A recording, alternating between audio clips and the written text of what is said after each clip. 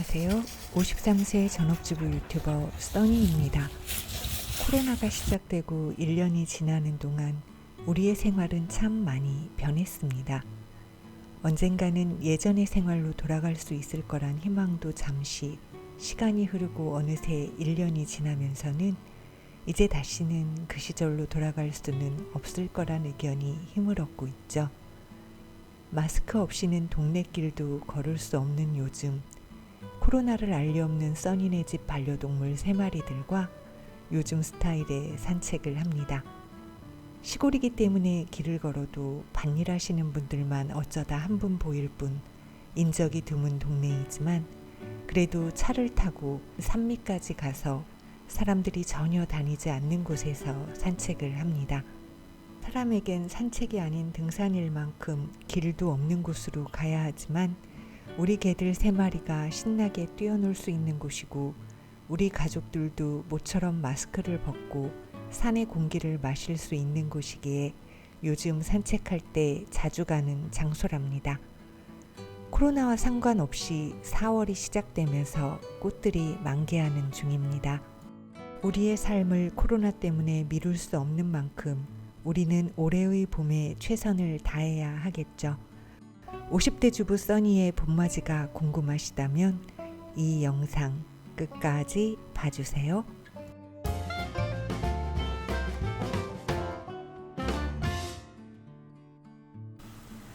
아이들 어려서부터 엄마가 주시는 대로 먹자가 우리 집 가훈이라고 남편이 우스갯소리를 할 만큼 주로 제 의견이 반영된 식사를 준비하곤 했어요.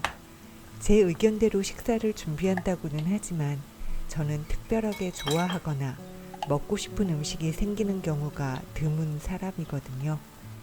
그래서 평상시 가족들의 의견을 잘 들었다가 그 의견을 반영해서 식사 준비를 했답니다. 엄마가 주시는 대로 먹자라는 건 반찬 투정은 하지 말고 음식해준 엄마의 정성을 고맙게 생각하자는 취지로 남편이 항상 그렇게 말해줬던 것 같아요. 요즘은 가족들이 미리미리 먹고 싶은 음식들을 얘기하면 기억해뒀다가 재료를 구입해서 만들어주거나 남편이 식당에서 포장해 와서 먹기도 합니다. 방금 첫째 딸이 최근에 잡채가 먹고 싶다고 만들어달라고 했던 게 기억났어요. 알았다고 대답해놓고 까맣게 잊어버리고 있었네요.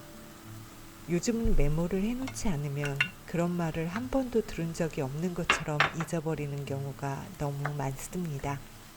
물론 30대, 40대에도 건망증은 있었는데 50대가 되곤 조금 더 심해진 것 같다는 생각이 들기도 합니다. 전 그런 것들이 속상하다기보다는 불편하다고 표현하는 것이 맞을 것 같아요. 내가 나이 들어 그런가 봐. 그러면서 속상해하면 나이 드는 걸 막을 수는 없는 거라 계속 스트레스만 쌓이게 되잖아요. 그런데 건망증이 좀 심해져서 불편하네 라고 생각하면 그 불편을 해소할 방법을 찾으면 되는 거잖아요. 생각날 때마다 메모를 남기려고 노력을 한다던가 건망증을 줄일 수 있는 운동을 찾아본다던가 하는 식으로요. 나의 힘으로 어쩔 수 없는 부분, 즉 나이 드는 거라든가 키라든가 하는 것 때문에 속상해하는 건 득보다 실이 많으니까 발전적인 방향으로 생각을 바꾸며 살려고 노력하는 편이랍니다. 일단 잡채 재료 구매하기 메모해 놓고요. 봄이면 평상시와는 다른 음식을 먹고 싶어지기도 합니다. 특히나 가족들 도시락을 준비할 때 색다른 음식을 만들고 싶어질 때가 있어요. 냉장고를 뒤져서 양배추, 파프리카 꺼내고 양파도 준비합니다. 전날 쪄놓았던 단호박도 챙기고요. 양배추, 파프리카, 양파를 대충 썰어서 수동 분쇄기에 재료 하나씩 넣고 갈아줍니다. 수동으로 가는 거라 적당한 크기일 때 멈추면 돼서 편하더라고요. 그렇게 간 채소들을 프라이팬에 넣고 코코넛 오일을 넣은 다음 볶아줍니다. 찐 단호박도 한번 갈 수 있는 만큼 간 다음 함께 볶아주면 색깔이 노릇하니 예뻐지죠. 남은 찐 단호박은 그냥 넣어서 씹는 맛을 느끼게 해주고요. 그렇게 볶다가 계란을 적당하게 넣는데요. 전 이날 계란 4개를 넣었습니다. 볶던 채소에 계란을 넣으면 처음엔 너무 질척거리는 것처럼 느껴지지만 볶다 보면 다시 보송보송한 볶음이 되더라고요. 간은 마늘 소금으로 하고 재료가 다 볶아졌을 때 후춧가루를 넣습니다. 다 볶아진 음식을 밀폐 용기에 나누어 담은 후 오이 피클을 잘게 잘라 올려줍니다. 그리고 그 위에 치즈를 듬뿍 덮어주는 거죠. 치즈를 덮어주고 숟가락을 이용해 조금은 꾹꾹 눌러서 밀폐 용기의 높이보다 치즈가 아래로 내려갈 수 있게 해준 후 뚜껑을 덮습니다. 그래야만 나중에 전자레인지에 돌려 먹을 때 뚜껑 부분에 치즈가 묻지 않아서 치즈를 버리는 것 없이 다 먹을 수 있어요.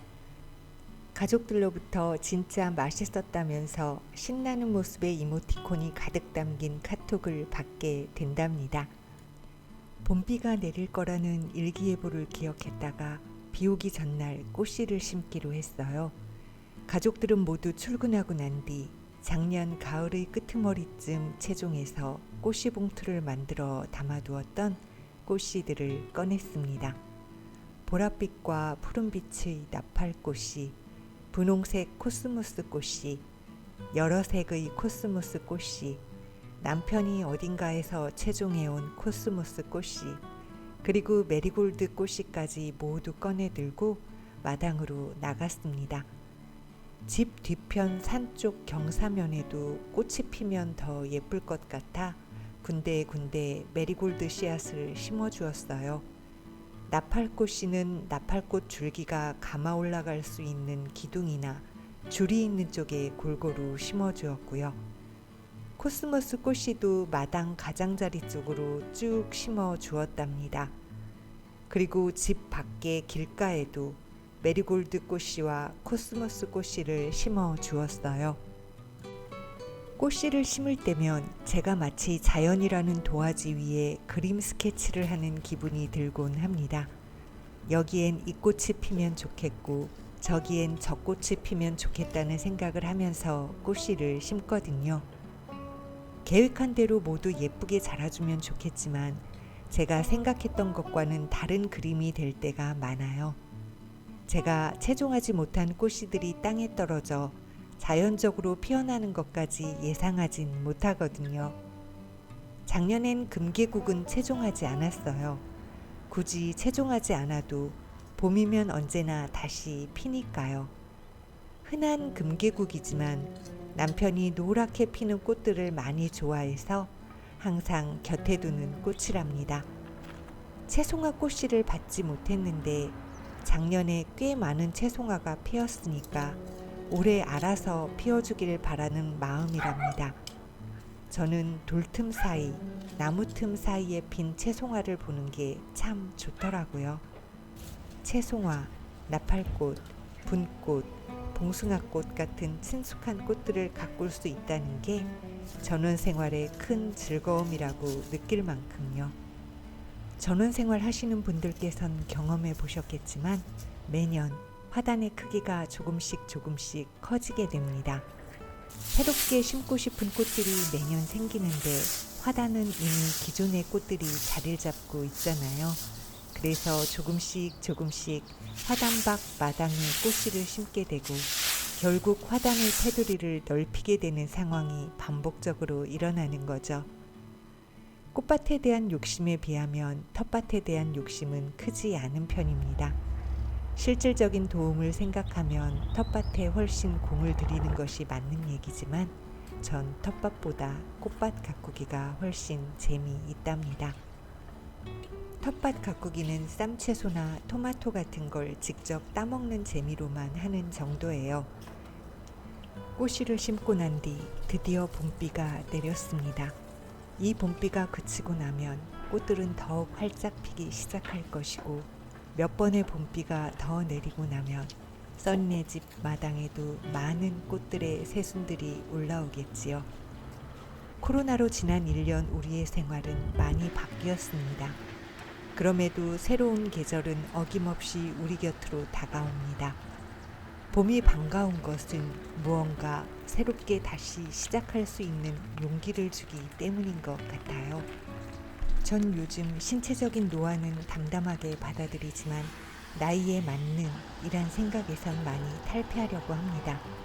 예를 들면 나이에 맞는 옷차림, 나이에 맞는 헤어스타일, 나이에 맞는 화장 같은 거요. 사회생활하면 어쩔 수 없는 경우가 있겠지만 전 밖에 잘 나가는 사람이 아닌데 굳이 그런 틀에 나를 가둘 필요는 없겠더라고요. 어렸을 때는 경제적인 부분이라는 이유를 제외하고서도 부모님이 정한 틀 때문에 하고 싶은 것, 가보고 싶은 곳 등을 제 맘대로 못했었는데 나이 들어서는 나이 든 50대 여성은 이래야 한다라는 사회적인 틀 때문에 또 못한다면 너무 억울하잖아요. 남들이 내게 흉하다고 해도 내 눈에 예쁘다면 그냥 그렇게 하면서 살았으면 좋겠습니다. 그들이 내 인생을 대신 살아주는 거 아니고 내 인생의 마지막 날 나를 대신해서 후회해주진 않을 테니까요. 시청만 하시기보단 구독 버튼을 꼭 눌러주세요. 구독 버튼을 누르시고 써니의 해바라기가 되어주세요. 구독해주시고 시청해주셔서 감사합니다.